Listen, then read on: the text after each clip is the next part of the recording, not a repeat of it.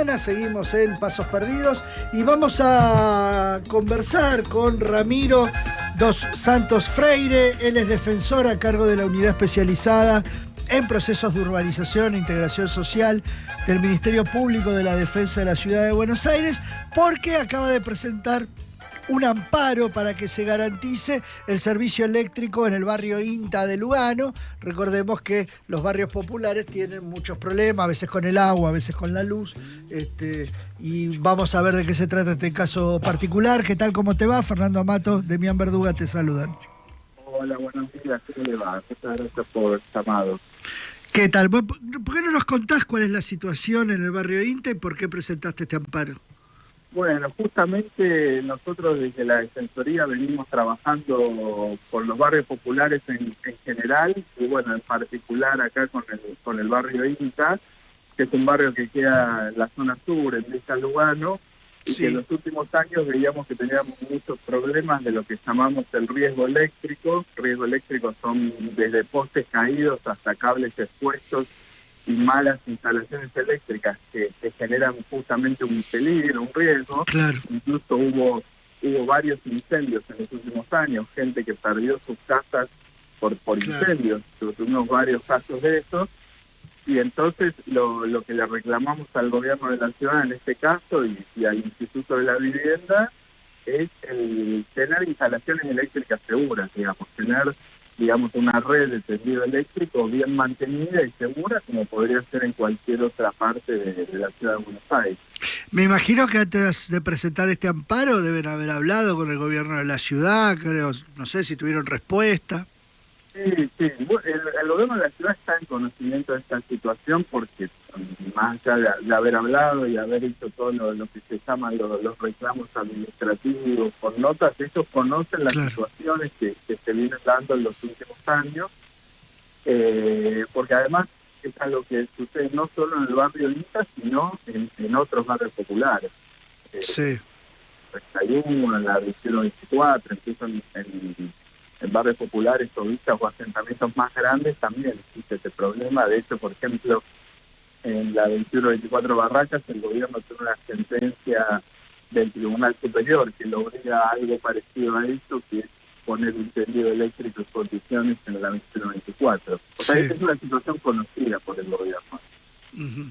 ¿Y cómo es la situación del tendido eléctrico en los barrios populares en el sentido de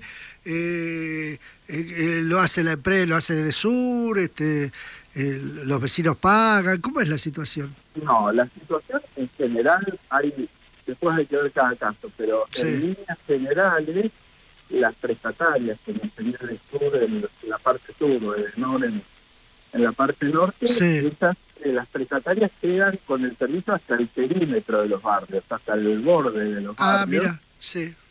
Y quedan con los transformadores hasta el perímetro de los barrios, y desde ahí, digamos, el tendido que va desde el perímetro hasta los domicilios, eso lo opera el gobierno de la ciudad.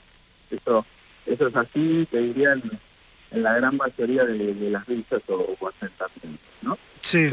Desde el borde hasta la puerta de las casas, después de la puerta de la casa, bueno, eso es particular, pero desde el borde hasta la puerta de las casas, todo el tendido interno, digamos, todo lo que si uno va a un barrio, todo lo que vos ves cuando caminás por el barrio, todos los cables que están ahí, eso es responsabilidad del gobierno. O sea, eso no es que lo hace el vecino, así a la Bartola, sino que se supone que el gobierno de la ciudad es el que tiene que implementar el sistema. Por eso el amparo. Eso es así, el gobierno lo hace a veces directamente o a veces el gobierno puede contratar, supongamos, cooperativas o otras empresas, ¿no? Sí. Pero sí, eso lo hace el gobierno de la ciudad, tal cual. Porque bueno, es como está dentro de sus obligaciones, ¿no? Y garantizar servicios públicos en villas, como puede ser electricidad y también puede ser agua y cloacas, que también es otro problema bastante estructural, ¿no? Hay barrios donde ha habido procesos de urbanización más avanzados, no sé, por ahí se puede decir Rodrigo Bueno o Villa 20, y hay otros barrios que están más atrasados en eso, en la producción de servicios públicos. Sí, yo recuerdo ahora que durante la pandemia la falta de agua en la Villa 31 era un problema, que creo que sigue más o menos estando, ¿no? Porque me acuerdo ahora también que cuando inauguraron el Ministerio de Educación, los vecinos se quejaban porque el Ministerio de Educación tenía agua y ellos no. Exacto, sí.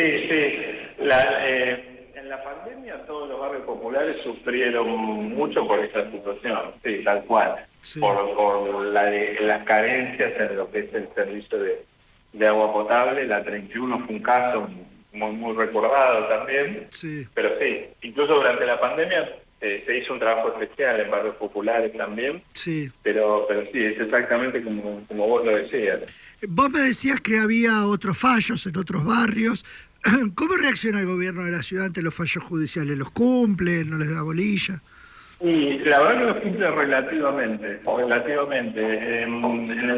sobre todo cuando son fallos que obligan a realizar algunas obras de mayor tamaño, de mayor envergadura, ¿no? Uh-huh.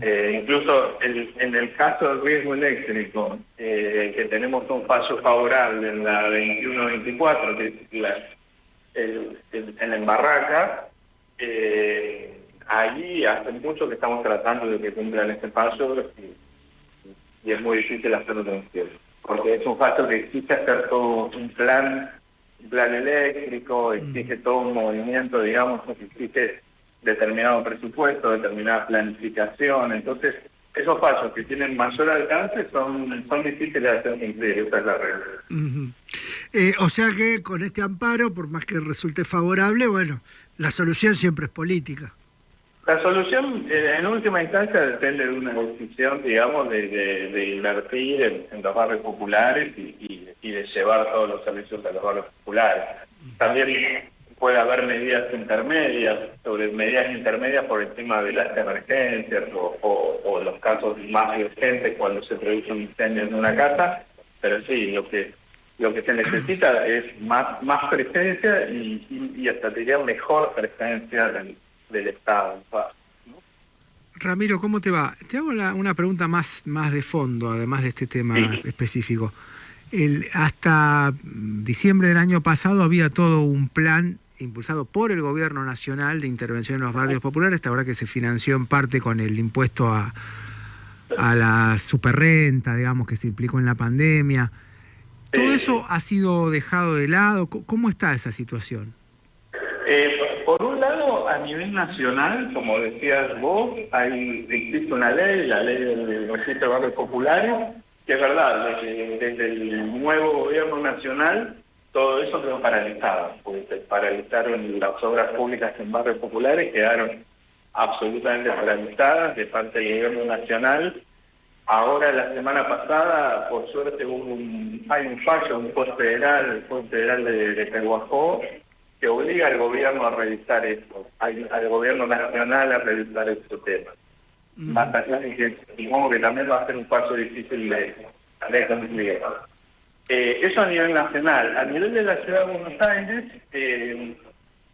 hay más acción del Estado, si bien en los últimos años, por cuestiones presupuestarias, también se viene como ralentizando todo el proceso.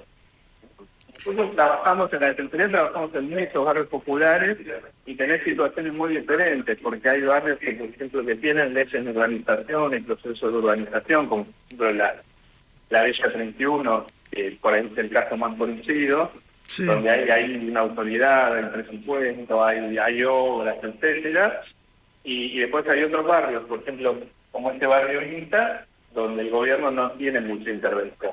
Entonces hay como, dentro de la ciudad, lo que nosotros vemos también son muchas desigualdades entre los propios barrios. Mira. Bueno, Ramiro dos Santos Freire, vamos a seguir atentos con el amparo y con lo que suceda con los barrios populares. Te agradecemos un montón este contacto con Pasos Perdidos. Al contrario, muchas gracias a ustedes. Abrazo grande. Abrazo.